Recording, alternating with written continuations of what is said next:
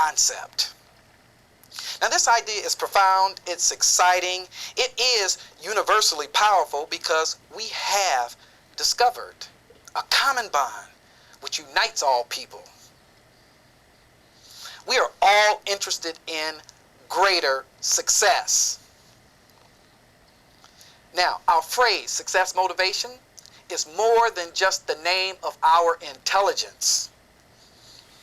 These two words express the purpose of my business, and when you understand these two basic ideas, you understand some concepts that are vitally important to success and achievement in the business of running your personal life. Let's take a good look at a definition of success. Success is the progressive realization of worthwhile predetermined personal goals. First, this definition states that success is personal. It involves a moral and ethical quality and is just based on goals. Perhaps the most significant concept in this definition is the pinpointing of success as a journey and not a destination. An individual who sets a worthwhile personal goal, begins to move towards that goal, is already successful. It is at the moment of just setting out towards a goal that the thrill of success and accomplishment begins. My business is to help people set worthwhile personal goals and move towards them. Now let's look at the word motivation. Motivation is movement. Motivation is action. Motivation is do and go in human behavior. My business is to get people into action, help them do what they already know how to do. The word motivation was derived from the two root words motive and action. Motivation is a reason for taking action. Motivation is goal-directed action. Therefore, success and motivation are inseparable. You can't have one without the other. Motivation is not a new concept, nor is it limited to a single individual or a small group of people. The idea of motivation is current. Read the daily newspapers. Listen to television newscasters. Listen to leaders from all walks of life.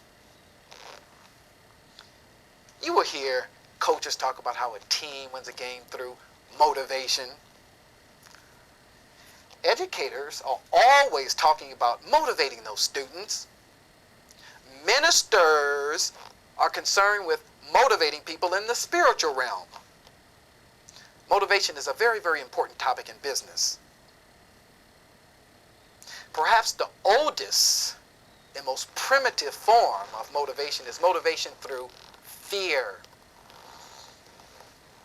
This type of motivation is just based on the age-old premise to force other people to act. Way back when, the first motivator was just the one who was the biggest and the strongest. Although fear motivation is not just based on physical strength alone. Today, economic power, economic leverage are powerful forces for fear motivation in the hands of one who just desires to manipulate others. This type of motivation operates when people just strive to meet production levels in order to avoid the loss of a job, a cut in pay, or some other type of economic sanction. Fear motivation also works in the opposite direction when a strong union forces management to accede to its demands because the company fears the risk of the disruption of production. While fear motivation does cause people to act, it is never a satisfactory long-range form of motivation by virtue of the fact it is external. As a result of it being external, it is temporary, which points towards its three major shortcomings. Number one, sometimes people find that threats are not always carried out, and therefore ignore the threat of punishment. When fear evaporates, so does the motivation it produced. Number two, some people discover that the punishment is perhaps bearable and more desirable than exercising the required effort to avoid that punishment. Again, fear motivation evaporates. Number three, even if the application of fear motivation keeps people working seemingly at an acceptable level, the general climate produced by fear stifles creativity and individual excellence. The loss of great results is also the cheap drawback of fear motivation. Almost as old in point in time as fear motivation is another approach. We call this incentive motivation. Incentive motivation is just based on the psychology of reward. Instead of the threat of a punishment, incentive motivation just offers reward for a successful effort. Rather than just inducing people to meet minimum standards in order to avoid dismissal, incentive motivation just inspires people to set new records of excellence just to receive recognition and tangible rewards. Personal creativity and initiative are encouraged, while incentive motivation is highly, highly powerful today. It didn't solve all the problems.